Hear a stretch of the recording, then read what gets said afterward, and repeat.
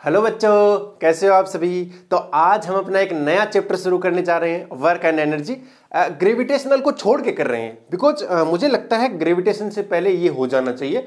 Okay, हाँ, gravitational वाला जो चैप्टर है वो इसके बाद में आने वाला है, तो हम सबसे पहले इसी को कर लेते हैं। क्या है, तो हम स्टार्ट करने वाले हैं वर्क से, उसके बाद में एनर्जी आएगी। दोनों रिलेटेड भी एक दूसरे से कैसे रिलेटेड है, कैसे नहीं है, वो भी हम सब जानने वाले हैं इस लेक्चर के अंदर। और बहुत ही प्यारा सा छोटा सा चैप्टर है। अगर आपने ध्यान देकर थोड़ा सा यहाँ पे ध्यान देकर देख लिया ना, मुझे नहीं लगता कि फिर ऐसी कोई चीज बचेगी जो आपको समझ में नहीं आ रही हो।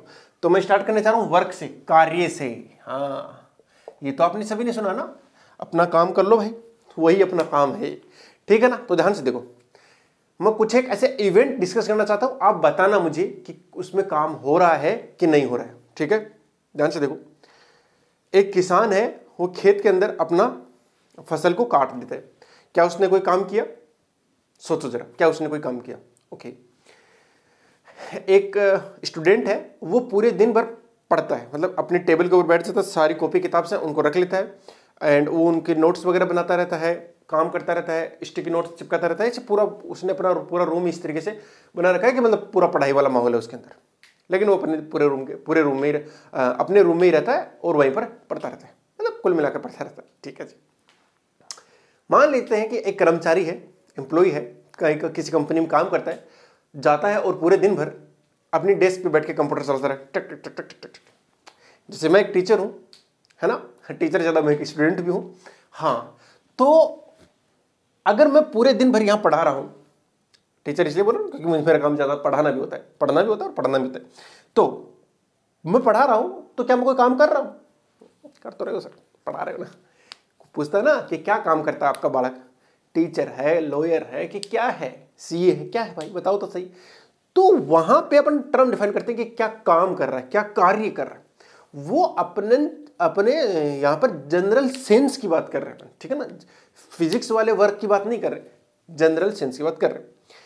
तो फिजिक्स के अंदर एक कंफ्यूजन होने लगा, या फिर साइंस के अंदर, कि किसके अंदर काम, किसको काम में लिया जाए, किसको नहीं लिया जाए, मतलब किसको अपन वर्क मानेंगे, किसको वर्क नहीं मानेंगे। ठीक है ना। तो अपन स्टडी को बिल्कुल इजी रखने के लिए, है कि नहीं, उसमें हमने कुछ चीजें बदलाव की कि हाँ बस अपन साइंटिफिक रूप से अपन इतना ही मानेंगे, बाकी भी है, मतलब काम तो कर रहा हूं। जैसे फॉर एग्जांपल, जो बालक पढ़ रहा था, पूरे दिन पर उसने पढ़ाई करी, उसने पक्की बात है काम तो किया ही है, क्या उसकी एनर्जी नहीं लगी क्या? हाँ, उसने 2-3 बार खाना भी खाया है, हाँ, तो उसकी एनर्जी तो लगी रही है। इसका मतलब वो एनर्जी क्या कर रही है, उसने कोई काम किया होगा। वो मेंटल काम भी तो हो सकता है, दिमागी काम ज्यादा किया था उसने, कुछ ऐसी ऐसी पजल सोल्व करी जिसके अंदर उसका दिमाग ज्यादा खर्च हुआ, है कि नहीं। हाँ, ये भी है। लेकिन ऐसा भी तो हो सकता है, किसी साइड के ऊपर एक मजदूर है, वो काम कर रहा है पूरे दिन भर, वो ईंटें फेंक रहा है ऊपर की ओर, फेंके जा रहा है, तो उसने भी काम किया। लेकिन हम कौन से काम, उसने वो जो काम किया वो फिजिकल वर्क है एक तरीके से, तो अपन फिजिकल वाले काम को ज्यादा मानेंगे। ठीक है ना, या अपन जो पढ़ने वाले हैं वो फिजिकल वर्क पढ़ने वाले हैं। तो थोड़ी देर बाद में अपन को पता लग जाएगा, जो बालक पढ़ रहा था उसने अपना वर्क 0 किया है। क्या बात है सर, ऐसी बात नहीं है, उसने वर्क किया है, ठीक है ना, लेकिन उसका सेंस फिजिक्स के अंदर नहीं है। सेंस जो है वो बाहर कोई काम कर रहा है उसके लिए देखेंगे। अगर मैं जोर से धक्का लगाऊं, ठीक है ना, अगर मैं जोर से धक्का लगाऊं और अगर ये दीवार गिरा दूं, तो मैंने भी क्या किया है, फिजिकल वर्क किया है। मैं इसको लूं और इसको जोर से फेंक दूं, इधर इसको जोर से फेंक दूं, तो मैंने भी इसके ऊपर क्या किया है, कार्य किया है।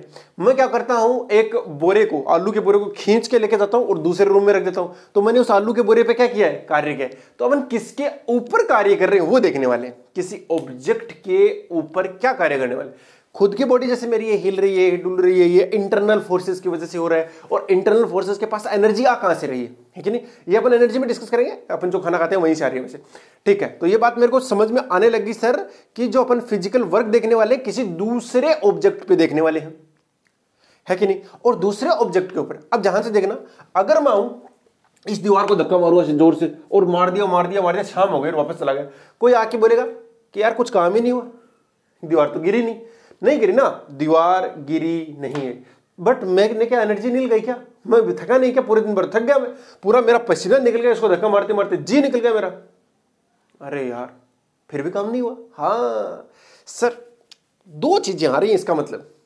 आप पिछली बार जब आलू के बोरे खींच रहे थे तो फोर्स आया था, तो अपना जो वर्क आता है सर, वो वर्क सिंपली किससे रिलेटेड होना चाहिए, एक तो रिलेटेड है फोर्स से, हाँ, एक तो रिलेटेड चीज है फोर्स से, कि किसी ऑब्जेक्ट के ऊपर फोर्स लगाएंगे तो उसके अंदर हम वर्क कर सकते हैं, एक बात तो ये तय हुई। लेकिन सर फोर्स तो दीवार पे भी लगाया। अच्छा, तो उन दोनों में डिफरेंस क्या था? उस ठेले के बोरे में फोर्स वहां लगाया, वहां काम हुआ। इस दीवार के ऊपर मैंने फोर्स लगाया, काम नहीं हुआ। एक चीज और आती है, उसे बोलते हैं डिस्प्लेसमेंट। क्या बोलते हैं? डिस्प्लेसमेंट। ये दोनों चीजें आपको अच्छे से समझ में आ रही होंगी। हाँ, तो डिस्प्लेसमेंट भाई साहब अगर किसी ऑब्जेक्ट का हुआ तब तो फिजिकल कार्य हुआ, वरना नहीं हुआ। जैसे ये दीवार अगर खड़ी रह गई तब तो काम नहीं हुआ, लेकिन अगर गिर गई तो काम हुआ, तब तो काम हुआ। वैसे अगर वो आलू का बोरा में खींच के लाया और दूसरे रूम में रख दिया तब तो काम हुआ, और वो वहीं से वहीं पड़ा रहा, चाहे मैं फोर्स लगाऊं। मान लेके स्टार्टिंग में इतना फोर्स नहीं लगा पाए जिससे कि वो खिसक पाए, लेकिन लगाया ना यार, फोर्स तो लगाया मैंने, लेकिन उससे काम नहीं बना। अगर काम नहीं बन रहा तो इसका मतलब काम नहीं हो रहा। फिजिकल वर्क को देखते होते हैं। किसको? फिजिकल वर्क को। फिजिकल वर्क के अंदर अपन को दो चीजें चाहिए, एक तो चाहिए होता है फोर्स, एक चाहिए होता है डिस्प्लेसमेंट। तो अब मैं लिखूंगा W = F × S। एस किसको रिप्रेजेंट कर रहा है? डिस्प्लेसमेंट को। ये इतना आसान है नहीं समझना, जितना अभी आपको लग रहा है ना फिजिकल वर्क भी इतना आसान है नहीं। ध्यान से देखिए, इस चीज को अपन थोड़ा और अच्छे से एक्सप्लोर करते हैं चीजों को, ठीक है ना। अभी ये फॉर्मूला पक्के से सही नहीं है, थोड़ी सी इसमें गलती है। वो गलती क्या है कि हमने फोर्स लगा दिया, इनटू में क्या कर दिया? डिस्प्लेसमेंट तो कर दिया, लेकिन जब मैं जमीन के ऊपर चल रहा होता हूं तो मेरे ऊपर एक क्या लगता है? ग्रेविटेशनल फोर्स लगता है ना, उसका कोई वर्क डन है क्या? फोर्स तो लग रहा है, मैं डिस्प्लेस भी हो रहा हूं। देखो मैं इधर से चल रहा हूं ना, हाँ मैं इधर से इधर चल रहा हूं, तो क्या मेरे ऊपर ग्रेविटेशनल फोर्स कोई वर्क कर रहा है क्या? जी सर, ग्रेविटेशनल फोर्स मतलब लग तो रहा है, ग्रेविटेशनल फोर्स लग तो रहा है, बट क्या वो मेरे ऊपर कोई वर्क कर रहा है क्या? मेरे ऊपर कोई काम कर रहा है क्या? नहीं। क्यों? क्योंकि सर मैं जो चल रहा हूं ना वो तो फ्रिक्शन की वजह से चल रहा हूं, जो चल रहा हूं, तो इसमें mg का इतना बड़ा रोल है नहीं, mg का इतना बड़ा रोल है नहीं, तो किसका रोल हुआ फिर? वो तो फ्रिक्शन का हुआ। तो सर क्या मतलब mg का कोई वर्क डन नहीं हुआ इस सेंस में? आपका डिस्प्लेसमेंट है, आपके ऊपर फोर्स भी है, सर फिर भी वर्क नहीं है, क्योंकि सर कुछ ना कुछ और चीज मिस कर रहे हैं अपन। दो चीज तो आ गई, एक चीज और भी है जो हम मिस कर रहे हैं। क्या मिस कर रहे हैं? उसको बोलते हैं बेटा फोर्स और डिस्प्लेसमेंट के बीच का एंगल, कोण कितना होना चाहिए। फोर्स और डिस्प्लेसमेंट के बीच का एंगल कितना होना चाहिए, कोण कितना होना चाहिए। ध्यान से देखो, मैं मान लेता हूं कि ये एक क्या है, कोई ब्लॉक है, वो पड़ा है जमीन के ऊपर, m मास है, उसका द्रव्यमान है। अब मैं यहां से रस्सी से बांध के इसको क्या कर रहा हूं? खींच रहा हूं यहां से, ठीक है ना, इसको जोर से इधर खींच रहा हूं और ये इधर चला गया, तो मैंने फोर्स इधर लगाया, डिस्प्लेसमेंट इधर लगाया, तो वर्क हुआ, ठीक है सर। अब मैं क्या करता हूं, इस रस्सी को ऐसे नहीं पकड़ता हूं, इस रस्सी को थोड़ा सा ऐसे पकड़ लेता हूं, टेढ़ा करके, ठीक है ना, तो इस बार वर्क कुछ अलग आएगा, ठीक है ना। अरे मैं क्या करता हूं भाई, रस्सी को इधर पकड़ लेता हूं, एक रस्सी को इधर पकड़ लेता हूं, फिर खींचता हूं, तब तो ये ऊपर की ओर जाएगा ना, इस डायरेक्शन में डिस्प्लेसमेंट नहीं हुआ। लेकिन वर्क डन तीनों केस में होगा। यहां पर क्या होगा? तीनों केस में वर्क डन तो होने वाला है, यही है। तो इनमें एक तो आ गया फोर्स, एक आ गया डिस्प्लेसमेंट, और तीसरी जो चीज है वो क्या है? एंगल। क्यों? क्योंकि थोड़ा सोचिए ध्यान से, मैं मान लेता हूं मेरे सर पे क्या रख लेता हूं, बड़ा बोझ रख लेता हूं, बोझ लेके मैं जमीन के ऊपर आसानी से घूम सकता हूं ना, मतलब ठीक ठाक है, जोर तो आएगा मुझे। लेकिन फिजिक्स में बोलते हैं कि यहां पर mg का कोई वर्क डन नहीं हुआ है। mg का हुआ, बाकी चीजों का हो सकता है, mg का वर्क डन कितना है? 0 है, ठीक है सर। तो अगर मैं उसी बोझ को लेकर सीढ़ियों पे चढ़ने लग जाऊं, सीढ़ियां बनी हुई हैं, मेरे सर पे बहुत बड़ा सा बोझा है, सीढ़ियां लगी हुई हैं, और मेरे पास क्या है, जब मैं जमीन के ऊपर घूम रहा था, इधर उधर, तब तो mg का जो वर्क डन, नीचे की ओर जो mg लगा उसका वर्क डन 0 है। लेकिन जैसे ही मैं इनके ऊपर सीढ़ियों पे चढ़ने लगा ना, मुझे ज्यादा जोर आ रहा है, अभी जोर ज्यादा आने लग गया ना। और ज्यादा जोर आने का मतलब क्या हुआ कि कोई और भी था। पहले मैं जब घूम रहा था जमीन के ऊपर, मुझे इतना जोर नहीं आ रहा था, जब मैं इसके ऊपर चढ़ने लग गया ना तब तो, क्योंकि यहां पर मेरे पास mg का कोई वर्क डन नहीं था, मुझे mg के लिए कोई वर्क डन नहीं करना पड़ा। अब मैं किसके लिए वर्क डन कर रहा हूं? इस पर चढ़ने के लिए mg के लिए भी वर्क डन कर रहा हूं, क्योंकि मुझे ऊपर की ओर भी लेके जाना, उसे पुश करना ना ऊपर की ओर। हाँ सर ये बात है, इसका मतलब ये फॉर्मूला अधूरा है। इस फॉर्मूला को ठीक कर देते हैं, तो इस फॉर्मूले को ज्यादा अच्छे से लिखेंगे अपन, फोर्स इनटू में displacement in the force direction, बस हिंदी वाले बच्चे याद रख लेंगे, बल गुणा बल की दिशा में विस्थापन।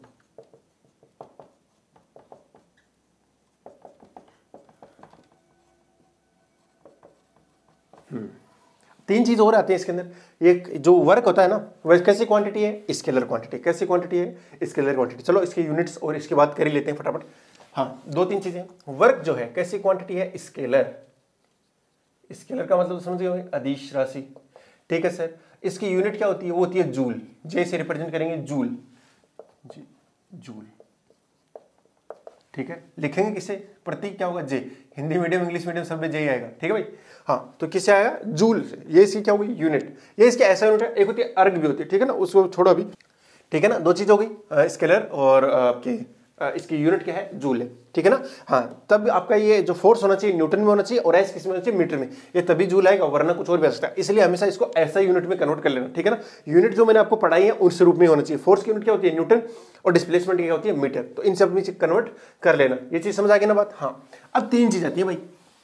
तीन चीज कौन सी, कि फोर्स क्या हो सकता है, पॉजिटिव भी हो सकता है, नेगेटिव भी हो सकता है, एंड जीरो भी हो सकता है। तो वर्क जो है तीन टाइप का होगा कुल मिला के। तीन टाइप नहीं बोलूंगा मैं, तीन प्रकार से अपन निकाल सकते हैं तरीके से। टाइप नहीं हो इसका। तो पहला है वो है पॉजिटिव वर्क। क्या है, पॉजिटिव वर्क। दूसरा जो है वो क्या है, नेगेटिव वर्क।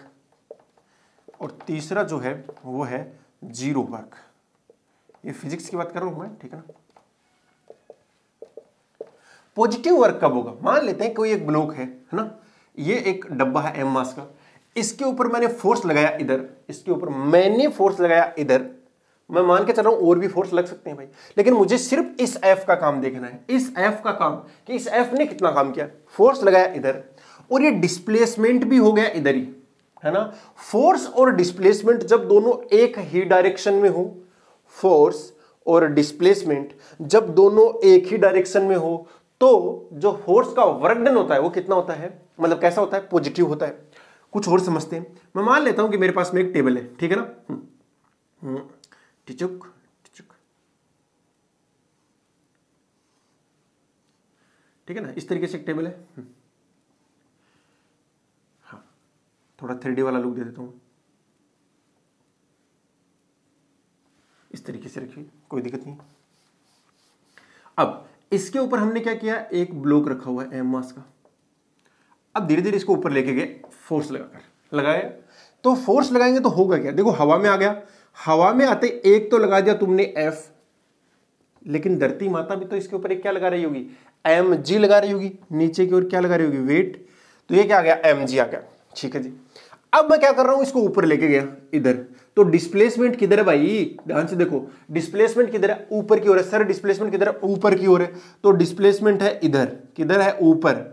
अब मुझे बता सकते हो क्या इस फोर्स का वर्णन कैसा हुआ। सर फोर्स लग रहा है ऊपर की ओर, डिस्प्लेसमेंट हुआ ऊपर की ओर। सर दोनों ऊपर, दोनों एक डायरेक्शन, मतलब पॉजिटिव। तो इस एफ का जो वर्क डन आया वो कैसा आया, पॉजिटिव। इसका मतलब है सर जब फोर्स और डिस्प्लेसमेंट दोनों एक ही डायरेक्शन में हुए, जब दोनों एक ही डायरेक्शन में हुए, अरे अरे हिल गया क्या, चलो कोई नहीं, मैं दूसरा लेता हूं।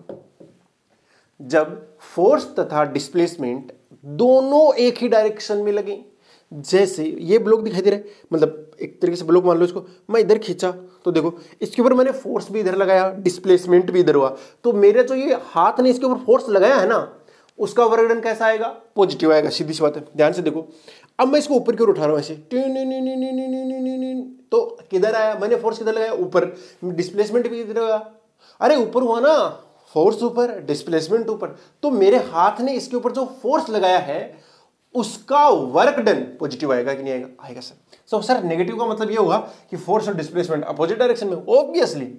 तो नेगेटिव वर्क डन का मतलब है कि मैं किसी ब्लॉक के ऊपर फोर्स लगाऊं इधर और वो डिस्प्लेस हो जाए इधर।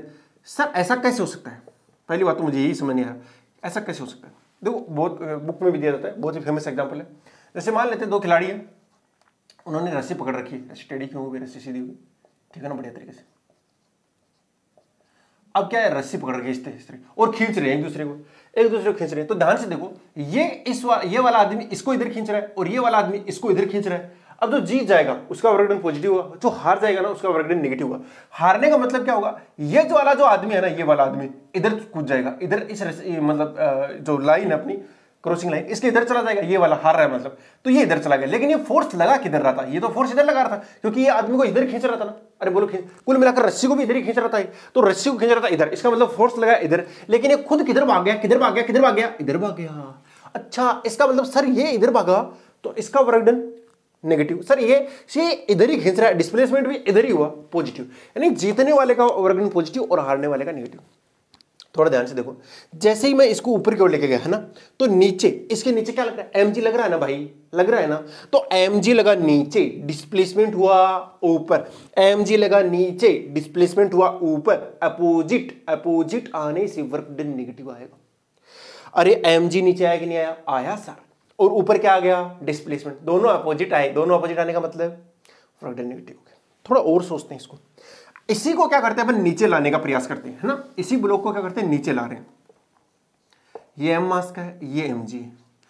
पहली बात तो मुझे ये बताओ, ये फोर्स कितना होना चाहिए जिससे ये रुका रहे, हवा में रुका रहे। अभी मुझे बता सकते हो मेरे हाथ इसके ऊपर कितना फोर्स लगा रहे, अगर मैं इसका m मास मान लूं तो, अरे बोलो बोलो कितना मान लूं, m, तो नीचे की ओर कितना लग रहा है, mg, तो सर इसको यहीं पर रखने के लिए ऊपर की ओर भी कितना लगाना पड़ेगा, mg, सीधी सी बात है, कितना लगाना पड़ेगा, mg। सर इसका मतलब आपके हाथ इसके ऊपर की ओर, किधर, ऊपर की ओर, देखो ना यार, ऊपर की ओर लगाना पड़ेगा ना, ये mg नीचे की ओर, अगर मैं नीचे की ओर लगा दूंगा तो और ज्यादा बढ़ जाएगा, नीचे फटाफट पहुंच जाएगा, ऐसे ऐसे ठीक नीचे। हाँ, लेकिन मैं क्या कर रहा हूं, इसके ऊपर मैं इसको यहीं पे रख रहा हूं। यहीं पे रखने का मतलब क्या है, मेरे जो हाथ है वो इसके ऊपर की ओर कितना लगा रहे हैं, mg लगा रहे होंगे, कम से कम mg तो लगा ही रहे हैं। अगर मैं mg से ज्यादा कर दूंगा तो ऊपर चला जाएगा, अगर mg से कम कर दूंगा तो थोड़ा सा भी कम करते ही नीचे लग जाएगा। लेकिन मैं क्या करता हूं, बहुत ही स्लोली नीचे लेके आ रहा हूं इसको, धीरे धीरे नीचे तो ला रहा हूं, लेकिन बहुत धीरे धीरे, मतलब मेरा जो एफ लग रहा है ना ऊपर की ओर, ये जो मेरा एफ लग रहा है ना, ये किसके बराबर आता है, हर बार किसके बराबर आता है, mg के। लेकिन मैं बहुत स्लो ला रहा हूं, कैसे ला रहा हूं, बहुत ही स्लो ला रहा हूं, कॉन्स्टेंट वेलोसिटी से ला रहा हूं। कॉन्स्टेंट वेलोसिटी में मुझे कोई एक्सेलरेशन चाहिए नहीं होता है, कोई फोर्स नहीं चाहिए होता है, ठीक है सर। इसका मतलब ये जो फोर्स लगा वो ऊपर की ओर लगा और वैल्यू ऑलमोस्ट किसके इक्वल आ रही है, mg के। लेकिन ला किधर रहे हैं, किधर ला रहे हैं, नीचे की ओर ला रहे हैं, तो डिस्प्लेसमेंट किधर हुआ, नीचे हुआ। अच्छा, इसका मतलब mg लगा नीचे, डिस्प्लेसमेंट हुआ नीचे, दोनों की डायरेक्शन हुई एक। अरे सर दोनों एक ही डायरेक्शन में लग रहे हैं, इसका मतलब mg का वर्क डन पॉजिटिव। देखो यहां f का वर्क डन पॉजिटिव, क्योंकि फोर्स भी ऊपर है, डिस्प्लेसमेंट भी ऊपर, तो इस फोर्स का वर्क डन क्या आया था, पॉजिटिव आया था कि नहीं आया था, हाँ। क्यों आया था, क्योंकि दोनों एक डायरेक्शन में थे। लेकिन इस टाइम इस फोर्स का जो वर्क डन आएगा वो कितना आएगा, सोचो, फोर्स लग रहा है ऊपर, ये देखो फोर्स तो mg ऊपर लग रहा है ना, नीचे की ओर चल, अरे नीचे मजा, लेकिन क्या करें, फोर्स ऊपर, डिस्प्लेसमेंट नीचे, तो इसका वर्क डन क्या आएगा, नेगेटिव आने वाला है। नेगेटिव की कहानी समझ में आ गई होगी थोड़ी बहुत, हाँ। और भी मेरे पास एग्जाम्पल है, डोंट वेरी, ध्यान से देखो। मैं मान लेता हूं, जैसे मैं क्या करता हूं, इसको ऐसे धक्का देके छोड़ता हूं, ऐसे देखो, यहां जाके रुक गया ना। इसका मतलब है मैं किसी ब्लॉक को क्या देता हूं, एक इनिशियल वेलोसिटी देता हूं, है ना, v वेग से। इसको क्या कर दिया, इधर प्रोजेक्ट करा, तो थोड़ी देर बाद में रुक ही जाएगा, यहां जाकर रुका, तो ये रुक गया। तो यहां से यहां तक इसने क्या किया, डिस्प्लेसमेंट की डायरेक्शन दिखा देता हूं मैं, इधर से इधर हुआ डिस्प्लेसमेंट। जी सर, क्या तुम बता सकते हो इसके ऊपर और कौन फोर्स लगा, फ्रिक्शन लगा कि नहीं लगा। जी सर, फ्रिक्शन लगा किधर, फ्रिक्शन लगा इस पे, इधर। अरे पीछे अपोजिट लगेगा ना, रिलेटिव मोशन का अपोज करता है, तो किधर लगेगा, पीछे की ओर लगेगा। तो किधर लगेगा, पीछे की ओर लगा, इसका पीछे की ओर लगना, फ्रिक्शन ने क्या किया, पीछा लगा, और डिस्प्लेसमेंट किधर गया, आगे। तो फ्रिक्शन का वर्क डन कैसा आएगा, नेगेटिव। तो फ्रिक्शन का वर्क डन कैसा आएगा, नेगेटिव। मैं मान सकता हूं कि कोई ब्लॉक रेस्ट में है कि नहीं, किस में है, रेस्ट में। अभी इस पे एफ इधर लग रहा है, और हो सकता है फ्रिक्शन भी लग रहा हो, तो फ्रिक्शन छोटा एफ हो गया, और मैं इसको घींच के इधर लेके जाऊं। जैसे मैं इसको घींच के इधर लेके गया, खींच के, तो क्या हो जाएगा, फोर्स इधर, डिस्प्लेसमेंट इधर। तो इस एफ का जो वर्क डन आएगा, इस एफ का, बड़े वाले एफ का जो वर्क डन आएगा वो कितना आ जाएगा, पॉजिटिव आएगा। लेकिन जो छोटा एफ है ना, ये छोटा एफ, इसका वर्क डन क्या आने वाला है, नेगेटिव। क्यों आएगा, क्योंकि ये फोर्स तो लग रहा है, मतलब डिस्प्लेसमेंट तो हो रहा है इधर, फोर्स लग रहा है फ्रिक्शन वाला इधर, तो ये कैसा आने वाला है, नेगेटिव आने वाला है। हाँ, कोई बच्चा नोट डाल के ना लिखे कि फ्रिक्शन का वर्क डन हमेशा ही नेगेटिव आता है, ये गलत बात है, ये गलत बात है, ठीक है ना। फॉर एग्जाम्पल मैं समझाऊं, थोड़ा सा समझने का प्रयास कर लेना, अगर समझ में आता है तो बहुत ही अच्छी बात है, नहीं समझ आता तो भी अच्छी बात है, क्योंकि अभी ये 11th क्लास की बात है, थोड़ी सी 11th की है, बाकी आप 9th में समझ लोगे तो बहुत ही अच्छी चीज़ है भाई। देखो अब देखो, इसको मैंने इसके ऊपर रख दिया, ये किताब के ऊपर रखा हुआ है, तो ये तब तक मूव नहीं हो सकता जब तक इसके ऊपर एक्सटर्नल फोर्स ना लगे। हाँ, इसका नीचे mg लग रहा होगा, ऊपर नॉर्मल रिएक्शन अभिलंब प्रतिक्रिया बल लग रहा होगा, वो दोनों क्या कर देंगे, एक दूसरे को बैलेंस कर रहे होंगे। बढ़िया सर। अब मैं इसको धीरे धीरे आगे लेके जा रहा हूं। देखो मैं इसको टच भी नहीं कर रहा हूं, इस वाले को डस्टर को टच भी नहीं कर रहा हूं, लेकिन धीरे धीरे आगे गया कि नहीं गया, गया गया गया गया गया आगे गया। हाँ सर, देखो पीछे भी आ रहा है। हाँ, ये इसलिए आ रहा है क्योंकि इसके नीचे क्या लग रहा है, फ्रिक्शन लग रहा है। कॉन्टेक्ट वाली जो सरफेस है उसके पैरेलल क्या लग रहा है, फ्रिक्शन लग रहा है। तो फ्रिक्शन लगने की वजह से ये किधर चला गया, आगे। इसका मतलब इस वाले डस्टर के ऊपर फ्रिक्शन किधर लगा, आगे, क्योंकि इधर गया ना, फ्रिक्शन भी इधर, डिस्प्लेसमेंट भी इधर, तो इसके ऊपर फ्रिक्शन का वर्कडन कैसा आएगा, पॉजिटिव आएगा। तो हर बार नेगेटिव आ जाए जरूरी नहीं है, आता है नेगेटिव, मानते हैं आपकी बात, लेकिन हर बार नहीं आता है, तो वो पॉजिटिव भी आ सकता है। ये मैं इसलिए समझा रहा हूँ, कुछ बच्चे एकदम रटी मार देते हैं कि हाँ हमेशा ही नेगेटिव आएगा, हमेशा ही नेगेटिव। हाँ 11th तक नेगेटिव आएगा, डोंट वरी, इतना आपको कॉम्प्लिकेटेड चीज नहीं सीखेगी, बट आपको पता होना चाहिए कि नेगेटिव हर बार नहीं आता है। ठीक है ना, मेरे ख्याल से ये चीज आपको अच्छे से समझ में आ रही होगी कि फ्रिक्शन का जो वर्कडन है वो नेगेटिव कैसे होता है, ठीक है ना, और पॉजिटिव भी कैसे होता है ये भी समझ। तो जीरो वर्क क्या होता है, तो जीरो वर्क तो बहुत ही सिंपल है जी। कैसे कि मान लो कोई फोर्स लगाए किसी ऑब्जेक्ट के ऊपर और वो परपेंडिकुलर घूमने लग जाए, उस फोर्स के परपेंडिकुलर होना चाहिए। फोर्स के क्या होना चाहिए, परपेंडिकुलर होना चाहिए। जैसे मैं अभी जमीन के ऊपर चल रहा हूं ना, टिक टिक टिक टिक टिक टिक टिक चला, पीछे गया, टिक टिक टिक टिक टिक टिक टिक पीछे आ गया। अब क्या किया मैंने एक्चुअली, मैं चला कि नहीं चला, चला। तो जैसे ही मैं चला मेरे ऊपर क्या लगा, एक mg लगा कि नहीं लगा। मुझे इस mg का चेक करना है, बस इस एक में ही इंटरेस्टेड हूं मैं। अभी मैं किधर गया रे, मैं आगे गया या फिर पीछे गया। डिस्प्लेसमेंट, और ये इधर वाला क्या है भैया, डिस्प्लेसमेंट है, और इधर वाला क्या हो गया, ये फोर्स हुआ कि नहीं हुआ। दोनों के बीच में एंगल कितना बन गया, 90 डिग्री। जब जब एंगल फोर्स और डिस्प्लेसमेंट के बीच 90 बनेगा, कितना बनेगा, 90, तब तब आपका वर्कडन बाई उस फोर्स का जो वर्कडन है वो कितना आएगा, जीरो आने वाला। कुल मिलाकर ये समझ सकते हो कि यहां पर जो mg है वो मुझे कोई एनर्जी प्रोवाइड नहीं करेगा। सीधी सी बात तो यही है कि मुझे mg यहां पर कोई एनर्जी प्रोवाइड नहीं करने वाला है, ठीक है ना। हाँ, वैसे भी एनर्जी मेरे इंटरनल ऑर्गन्स है और उनका जो मतलब एनर्जी मैंने जो खाना खाया उसकी वजह से आ रही है, mg की वजह से नहीं आ रही। हाँ, mg की वजह से एनर्जी स्टोर हो सकती है मेरे अंदर, mg की वजह से एनर्जी स्टोर हो सकती है, वो समझेंगे अपन एनर्जी वाले नेक्स्ट लेक्चर में। लेकिन अभी के लिए समझ लीजिए कि इस mg का कोई वर्कडन नहीं है जब तक मैं ऐसे चलता रहूंगा। लेकिन सोचो अगर मैं यही सीढ़ियों के ऊपर चढ़ने लग जाऊं, तो जैसे अभी भी सीढ़ियां लगी हुई थी ना, टिचक टिचक टिचक टिचक टिचक, तो क्या हुआ कि मैं उठ के अपनी बॉडी को यहाँ फेंक रहा हूँ, मतलब कुल मिला के उठ के यहाँ जा रहा हूँ ना। हाँ, तो मैं यहाँ से यहाँ गया, फिर यहाँ जा रहा हूँ, यहाँ जा रहा हूँ, ऐसे जा रहा हूँ ना।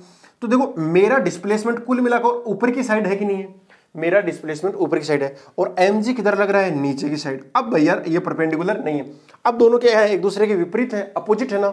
जैसे ही अपोजिट आएंगे तो mg का वर्कडन क्या आएगा, नेगेटिव है। कैसे आने वाला, नेगेटिव। और जब हम नीचे उतर रहे होंगे तो mg लग रहा होगा नीचे, डिस्प्लेसमेंट भी क्या जाएगा, नीचे, तब mg का वर्कडन कैसा आ जाएगा, पॉजिटिव आ जाएगा। तो कुल मिलाकर हमको उतरते हुए कम जोर आता है। वैसे बात सही है, उतरते हुए कम जोर किस लिए आता है, क्योंकि वहां पे mg खुद से ही क्या लगाता है, फोर्स लगाता रहता है। अभी अपन को mg को बैलेंस करने के लिए इंटरनल को इतना ज्यादा फोर्स लगाना पड़ता है, तब जाके अपन चढ़ाई कर पाते हैं, लेकिन उतरते हुए अपन को कम जोर आता है। ये का रीजन है, क्योंकि mg का यहाँ पर वर्कडन होता है, कुल मिलाकर वो अपन को एनर्जी प्रोवाइड कर रहा होता है। अब जब ऊपर जा रहे होता है तो फिर तो एनर्जी ले रहा होता है कुल मिलाकर, ठीक है ना। हाँ चलो ये चीज समझे। अच्छा, जीरो वर्क वाली कहानी थोड़ी सी और बता दूं कि जब जब आपका फोर्स किसके परपेंडिकुलर होगा, डिस्प्लेसमेंट के। जब जब आपका फोर्स डिस्प्लेसमेंट के क्या हो जाएगा, परपेंडिकुलर, या यूं कहूं कि डिस्प्लेसमेंट किसके परपेंडिकुलर है, फोर्स के, तो वर्कडन कितना आएगा, जीरो आएगा। मैं मान लेता हूं एक पत्थर लेता हूं और उसको रस्सी से बांधता हूं, फिर उसको स्विंग स्विंग स्विंग ऐसे घुमा रहा हूं बढ़िया तरीके से। तो मैं एक तरीके से घुमा रहा हूं इसको, ठीक है,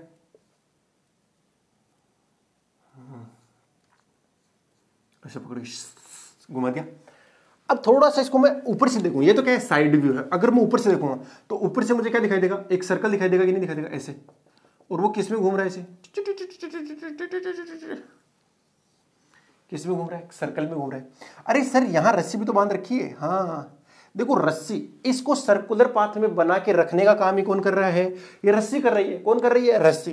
क्योंकि रस्सी का जो टेंशन है, रस्सी का जो टेंशन है, तो टेंशन का लग रहा है इधर, इसका वेलोसिटी किधर है रे, इसका इधर है ना। हाँ, तो वेलोसिटी इधर, इसका मतलब क्या है, इसके ऊपर फोर्स जो लगने वाला है वो तो इधर लग रहा है, बट इसका तो डिस्प्लेसमेंट है वो वेलोसिटी की डायरेक्शन में होने वाला है, सीधी सी बात है। अगर छोटा सा डिस्प्लेसमेंट भी देखोगे तो डिस्प्लेसमेंट किधर हुआ, इधर। अच्छा सर डिस्प्लेसमेंट तो इधर ही होगा, सीधी सी बात। अरे ओवरऑल देखोगे तो बात अलग है कि यहां से यहां तक का डिस्प्लेसमेंट यहां से यहां तक का हो गया, मतलब ये वाला डिस्प्लेसमेंट हो गया, है कि नहीं। लेकिन हर इंस्टेंट के ऊपर तुम यहां चले जाओ, ये देखो तब भी तो ये वाला जो है टेंशन वो इधर ही लग रहा है, फिर टेंशन यानी हमेशा सेंटर की ओर ही तो लग रहा है, और आपकी जो डायरेक्शन है वो मेरा साथ टेंजेंशियल है। तो इस केस में तो डिस्प्लेसमेंट ऑलवेज किसके परपेंडिकुलर है, फोर्स के। तो ऑलवेज अपना जो ये फोर्स होगा टेंशन, वो क्या होगा, इस टेंशन का जो वर्क डन होगा वो हमेशा कितना आएगा, 0 आने वाला है। ये जो रस्सी का जो फोर्स इसके ऊपर लग रहा है ना, वो इसका वर्क डन 0। तो फिर इसका काम क्या है, इसका काम है इस पार्टिकल को सेंटर मतलब सर्कुलर पाथ में मेंटेन करके रखना। इस फोर्स का क्या काम है, सर्कुलर पाथ में इसको मेंटेन करके रखना। इसलिए ये यहां पर क्या प्रोवाइड कर रहा है, सेंट्रीपिटल फोर्स प्रोवाइड कर रहा है, वो चाहिए ही होता है। अगर कोई पार्टिकल सर्कुलर मोशन में है तो उसे एक फोर्स चाहिए ही चाहिए होता है, उसका नाम क्या है, सेंट्रीपिटल फोर्स। जैसे इलेक्ट्रॉन न्यूक्लियस के चारों ओर क्या करता रहता है, धड़ाधड़ धड़ाधड़ धड़ाधड़ धड़ाधड़ घूमता ही रहता है ना, वो वहां पे कोई ना कोई तो उसे फोर्स चाहिए होता है ना। कौन सा फोर्स मिलता है उसे, इलेक्ट्रोस्टैटिक फोर्स मिलता है। एक तरीके से मान लेते हैं कि इलेक्ट्रोस्टैटिक लग रहा है, ज्यादा सोचना नहीं। हाँ, क्योंकि वहां पे प्रोटॉन है बहुत सारे, वो प्रोटॉन क्या कर रहे हैं, इसको अट्रैक्ट कर रहे हैं, लेकिन वो अंदर की ओर लग रहा है नहीं लग रहा है सर। जब ये अंदर की ओर लग रहा है और ये इधर से घूमे जा रहे हैं, तो उस फोर्स का वर्क डन कितना आ जाएगा, 0। यानी वो फोर्स उसको कोई एनर्जी प्रोवाइड नहीं कर रहा है कुल मिलाकर। ठीक है सर, ये बात समझ आ गई मुझे।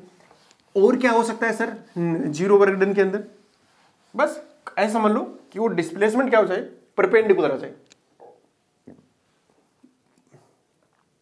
फोर्स और डिस्प्लेसमेंट क्या आ जाए, परपेंडिकुलर। तो वर्क डन जो होगा उस फोर्स का वो हमेशा कितना आने वाला है, ZERO आने वाला है, 0 आ जाए। अगर डिस्प्लेसमेंट ही 0 है तो तब तो 0 आना ही है, अगर फोर्स ही 0 है तो तब तो 0 आना ही आना है। बात समझ आ गई ना, ठीक है ना। अब मैं तीनों थोड़े छोटे रिवाइज कराता हूं। पहला क्या है कि आपका फोर्स एंड डिस्प्लेसमेंट, जो फोर्स एंड डिस्प्लेसमेंट है वो दोनों किस में लग रहे हैं, सेम डायरेक्शन में, तब तो कैसा आने वाला है, पॉजिटिव आने वाला है। दूसरा क्या है, अगर आपका फोर्स और डिस्प्लेसमेंट जो डी है वो दोनों अपोजिट लग रहे हैं तो कैसा आने वाला है, नेगेटिव। तीसरा, जो आपका फोर्स एंड डिस्प्लेसमेंट है वो एक दूसरे के क्या हो गए, परपेंडिकुलर हो गए। जैसे ही परपेंडिकुलर हुए तो क्या आ जाएगा, ZERO आ जाएगा बढ़िया तरीके से। ये फिजिकल वर्क है। कैसा वर्क है, फिजिकल वर्क है। ठीक है ना, ये बात समझ आ गई होगी मेरे ख्याल से। अब आपसे वो पर्टिकुलर फोर्स के बारे में पूछेगा, हो सकता है उस पर और बहुत सारे फोर्स लग रहे हो सकता है, लेकिन उन सबका हमको कोई लेना देना नहीं है। वो पर्टिकुलर फोर्स के बारे में पूछेगा और आपको कैलकुलेट कर देना है। बहुत छोटे छोटे 2-3 एक एग्जांपल कर लेते हैं ताकि आपको चीजें समझ में आ जाए अच्छे से। ध्यान से देखना। मैं मान के चलता हूं क्या मान लो कि भैया ये एक अपना हॉरिजॉन्टल है इस तरीके से, और ये इसका एम है, और मास ले लेते हैं कि 3 kg, ठीक है ना। और सरफेस जो है एकदम कैसी है, स्मूथ सरफेस है। कैसी सरफेस है, स्मूथ सरफेस है। और मैं इसके ऊपर एक फोर्स लगा रहा हूं 6 न्यूटन का। कितने का, 6 न्यूटन का, जिससे इसका डिस्प्लेसमेंट कितना हो चुका है, 2 मीटर का। तो डिस्प्लेसमेंट कितना आया, 2 मीटर का। आपको बताना है work done by force, work done by F. तो वर्क डन बाई एफ क्या हो जाएगा, फोर्स इंटू डिस्प्लेसमेंट। पहले ये देख लो कि पॉजिटिव आएगा कि नेगेटिव आएगा। फोर्स कितना लग रहा है, 6 न्यूटन पहले, और डिस्प्लेसमेंट भी किधर, इधर ही है ना। अगर डिस्प्लेसमेंट भी इधर है तो सर पॉजिटिव है। सर 3 kg देने की जरूरत क्या थी, मैंने कहा कोई जरूरत नहीं थी। देखिए आप 6 न्यूटन का फोर्स लगाइए, अगर स्मूथ है और 2 मीटर डिस्प्लेसमेंट कर दोगे, चाहे एक हल्का हो चाहे भारी हो, आपको इससे फर्क ही नहीं पड़ेगा।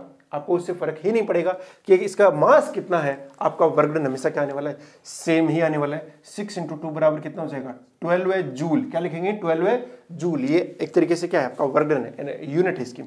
इसका मतलब सर आप कितना भी हल्का ले लो, कितना भारी लो, कोई फर्क नहीं पड़ेगा, बिल्कुल नहीं पड़ेगा। सर तो कुछ तो गड़बड़ हो रही है ना। हाँ, वो टाइम की है कि इसको यहां से यहां तक पहुंचने में अगर ज्यादा भारी ले लिया तो टाइम बहुत ज्यादा लग जाएगा। ओके, क्योंकि एक्सेलरेशन कम होगा, एक्सेलरेशन कम होगा तो टाइम भी। V = U + AT वाला कंसेप्ट लगा सकते हैं, या S = UT + ½ AT² वाला भी लगा सकते हैं। और अगर आपका एक्सेलरेशन कम है तो टाइम बहुत ज्यादा आएगा, टाइम बहुत ज्यादा आने वाला है। तो दैट्स वाई अपन क्या करने वाले हैं, मतलब यहां पर कोई हल्का ले लो चाहे भारी ले लो, उससे कोई फर्क नहीं पड़ता है, ठीक है ना। हाँ, उसका मास चाहे कम हो चाहे ज्यादा हो, कोई फर्क नहीं पड़ेगा। आपका जो वर्क डन आने वाला है वो इतना ही आने वाला है।